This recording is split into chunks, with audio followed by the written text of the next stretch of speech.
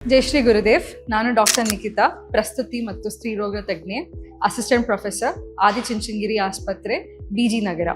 ಇವತ್ತು ನಾನು card blood sampling ಬಗ್ಗೆ ಮಾತಾಡ್ತಾ ಇದ್ದೀನಿ. ಎಷ್ಟೊಂದು ಜನಕ್ಕೆ ಕಾರ್ಡ್ ಬ್ಲಡ್ ಸ್ಯಾಂಪ್ಲಿಂಗ್ ಅಂದರೆ ಏನು, ಇದು ಯಾಕೆ ಮಾಡ್ತಾರೆ, ಇದ್ರ ಕಾಸ್ಟ್ ಎಷ್ಟು, ಯಾರು ಮಾಡ್ತಾರೆ ಇದು ಗೊತ್ತಿಲ್ಲ. ಸೊ ಇವತ್ತು ನಾನು ಅದ್ರ ಬಗ್ಗೆ ಹೇಳ್ತಾ ಇದ್ದೀನಿ. ಕಾರ್ಡ್ ಬ್ಲಡ್ ಸ್ಯಾಂಪ್ಲಿಂಗ್ ಏನಕ್ಕೆ ಇಂಪಾರ್ಟೆಂಟ್ ಆಗುತ್ತೆ? Card blood sampling foetal anaemia ಅಂದರೆ ಮಗುವಿಗೆ ರಕ್ತ ಕಮ್ಮಿ ಏಕಿದೆ ಗರ್ಭದಲ್ಲಿ, ಮತ್ತೆ ಥ್ರಾಂಬೋಸೈಟೋಪಿನಿಯಾ ಮಗುವಿಗೆ ಪ್ಲೇಟ್ಲೆಟ್ ಯಾಕೆ ಕಮ್ಮಿ ಇದೆ ಗರ್ಭದಲ್ಲಿ, ಮೆಟಬಾಲಿಕ್ ಅಂಡ್ ಎಂಡೋಕ್ರೈನ್ ಪ್ರಾಬ್ಲಮ್ಸು, ಏನಾದರೂ DNA ಪ್ರಾಬ್ಲಮ್ಸ್ ಇದೆಯಾ, ಇದೆಲ್ಲ ನೋಡೋಕ್ಕೆ ಇದು ಇಂಪಾರ್ಟೆಂಟ್ ಆಗುತ್ತೆ. ಹೇಗೆ ಮಾಡ್ತೀವಿ? ಇದು ಅಲ್ಟ್ರಾಸೌಂಡ್ ಮಾರ್ಗದಲ್ಲಿ ಮಾಡುವ ಪ್ರೊಸೀಜರ್. ಅದರಲ್ಲಿ ಏನು ಮಾಡ್ತೀವಿ ಅಂದರೆ, ಅಲ್ಟ್ರಾಸೌಂಡ್ ಮಾರ್ಗದಲ್ಲಿ ಒಂದು ಸೂಜಿಯನ್ನು ತಗೊಂಡು ರಕ್ತದ ಶಿರೆಯಲ್ಲಿ ಹೋಗ್ಬಿಟ್ಟು ಈ ಬ್ಲಡ್ಡನ್ನು ತಗೋತೀವಿ. ಇದು ಪ್ರೊಸೀಜರ್ ಹೀಗೆ ಮಾಡೋದು.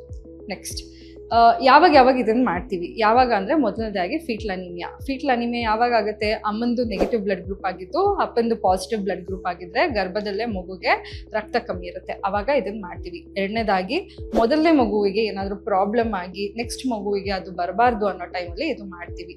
ಮೂರನೇದಾಗಿ ಫ್ಯಾಮಿಲಿಯಲ್ಲಿ ಒಂದು ಡಿಸೀಸ್ ಇದೆ, ಅದು ಎಲ್ಲರಿಗೂ ಬರ್ತಾ ಇದೆ ಜನ್ರೇಷನ್ಸಲ್ಲಿ, ಅದು ಪ್ರಿವೆಂಟ್ ಮಾಡೋಕ್ಕೆ ಇದನ್ನು ಮಾಡ್ತೀವಿ. ನಾಲ್ಕನೇದಾಗಿ ಸಂಬಂಧದಲ್ಲೇ ಮದುವೆ ಆದಾಗ ಮಗುವಿಗೆ ಪ್ರಾಬ್ಲಮ್ ಬರುವುದು ಹೆಚ್ಚಾಗುತ್ತೆ, ಆವಾಗ ಕ್ಯಾರಿಯೋಟೈಪಿಂಗ್ ಅಂತ ಮಾಡ್ತೀವಿ. ಅದಕ್ಕೆ ಇದು ಇಂಪಾರ್ಟೆಂಟ್ ಆಗುತ್ತೆ. ಸೊ ಫಸ್ಟು ಪ್ರೀ ರಿಕ್ವೆಸಸ್ ಅಂದರೆ ಏನೇನು ಮಾಡಬೇಕು ಪ್ರೊಸೀಜರ್ಗಿಂತ ಮುಂಚೆ?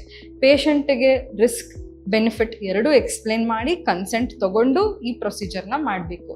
ಇದು ಎಷ್ಟೊಂದು ಜನ ಅನ್ಕೋತಾರೆ ಬರೀ ಪ್ರೆಗ್ನೆನ್ಸಿ ಟೈಮಲ್ಲಿ ಮಾಡಬೇಕು ಅಂತ. ಇಲ್ಲ, ಇದು ಡೆಲಿವರಿ ಟೈಮ್ನಲ್ಲೂ ನಾವು ಮಾಡ್ಬೋದು. ಇದರಿಂದ ಫ್ಯೂಚರ್ ಮಗುವಿಗೆ ಇಂಪಾರ್ಟೆಂಟ್ ಆಗುತ್ತೆ. ಮತ್ತು ಇದು 18 ವಾರದ ಮೇಲೆ ಮಾಡೋ ಪ್ರೊಸೀಜರ್. ಕಾರ್ಡ್ ಬ್ಲಡ್ ಸ್ಯಾಂಪ್ಲಿಂಗ್ ಹೇಗೆ ಮಾಡ್ತಾರೆ? ಕಾರ್ಡ್ ಬ್ಲಡ್ ಸ್ಯಾಂಪ್ಲಿಂಗ್ ಫಸ್ಟು ಏನಕ್ಕೆ ಇದು ಮಾಡ್ತಾ ಇದೀವಿ ಅಂತ ಸ್ಪೆಸಿಫಿಕ್ ಇಂಡಿಕೇಶನ್ನು ಇಟ್ಕೋಬೇಕು. ಸೆಕೆಂಡ್ ಆಗಿ ಇದು ಪ್ಲೆಸೆಂಟ್ ಅಂದರೆ ಕಸ ಎಲ್ಲಿದೆ ಅಂತ ಗುರ್ತಿಸ್ಕೊಳ್ಬೇಕು, ಮತ್ತು ಅಂಗಗಳು ಎಲ್ಲಿದೆ ಅಂತ ನೋಡಬೇಕು. ಅದಾದಮೇಲೆ ಅಲ್ಟ್ರಾಸೌಂಡಲ್ಲಿ ಇದು ನೋಡಾದ್ಮೇಲೆ ನೆಕ್ಸ್ಟ್ ಪ್ರೊಸೀಜರ್ ಮಾಡಬೇಕು. ನೆಕ್ಸ್ಟ್ ಪ್ರೊಸೀಜರ್ ಏನು ಮಾಡಬೇಕು ಅಂದರೆ, ಒಂದು ಸೂಜಿಯನ್ನು ರಕ್ತನಾಳದ ಶಿರೆಯಲ್ಲಿ ಹಾಕ್ಬಿಟ್ಟು ರಕ್ತವನ್ನು ತೆಗೆದುಕೊಂಡು ನಾವು ಸ್ಯಾಂಪಲ್ನ ಕಳಿಸ್ತೀವಿ.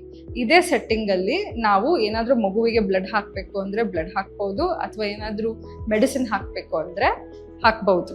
ನಾನು ಆವಾಗಲೇ ಇಂಡಿಕೇಶನ್ಸ್ ಡಿಸ್ಕಸ್ ಮಾಡಿದ್ದೀವಿ ಯಾವಾಗ ಕಾರ್ಡ್ ಬ್ಲಡ್ ಸ್ಯಾಂಪ್ಲಿಂಗ್ನ ಮಾಡಬೇಕು ಅಂತ.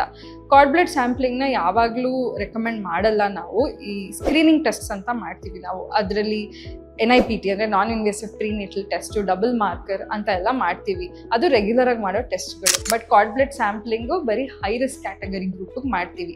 ಹೈ ರಿಸ್ಕ್ ಕ್ಯಾಟಗರಿನ ನಾನು ಆವಾಗಲೇ ಡಿಸ್ಕಸ್ ಮಾಡಿದ್ದೀನಿ.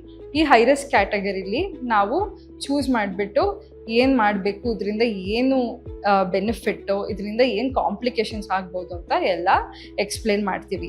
ಅದೇ ಟೈಮಲ್ಲಿ ನಾವು ಪೇಷಂಟಿಗೆ ಇದು ಕಾಸ್ಟ್ ಸ್ವಲ್ಪ ಜಾಸ್ತಿ ಆಗುತ್ತೆ, ಆದರೆ ಬೇರೆ ಟೆಸ್ಟ್ಗಳಿಗಿಂತ ಇದು ಬೆಸ್ಟ್ ಅಂತ ಎಕ್ಸ್ಪ್ಲೇನ್ ಮಾಡಿಬಿಟ್ಟು ನಾವು ಇದನ್ನ ಪ್ರೊಸೀಜರ್ನ ಮಾಡ್ತೀವಿ. ಈ ಆದಿಚುಂಚನಗಿರಿ ಆಸ್ಪತ್ರೆಯಲ್ಲಿ ನಮ್ಮ ಹತ್ರ ಈ ಪ್ರೊಸೀಜರ್ ಅವೈಲಬಲ್ ಇದೆ, ಬಂದು ನೀವು ಇದನ್ನು ಉಪಯೋಗಿಸ್ಕೊಳ್ಬೇಕು.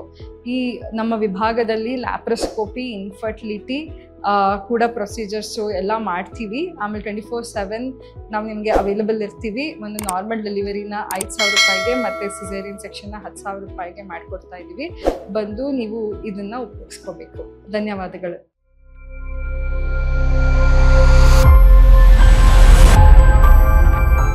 ಆರೋಗ್ಯ ಸಂಬಂಧಿಸಿದ ಹೆಚ್ಚಿನ ಮಾಹಿತಿಗಾಗಿ ಆದಿಚುಂಚನಗಿರಿ ಹಾಸ್ಪಿಟಲ್ ಯೂಟ್ಯೂಬ್ ಚಾನೆಲ್ನ ಸಬ್ಸ್ಕ್ರೈಬ್ ಮಾಡಿ. ಹಾಗೆ ಫೇಸ್ಬುಕ್ ಮತ್ತು ಇನ್ಸ್ಟಾಗ್ರಾಂನಲ್ಲಿ ತಪ್ಪದೇ ಫಾಲೋ ಮಾಡಿ.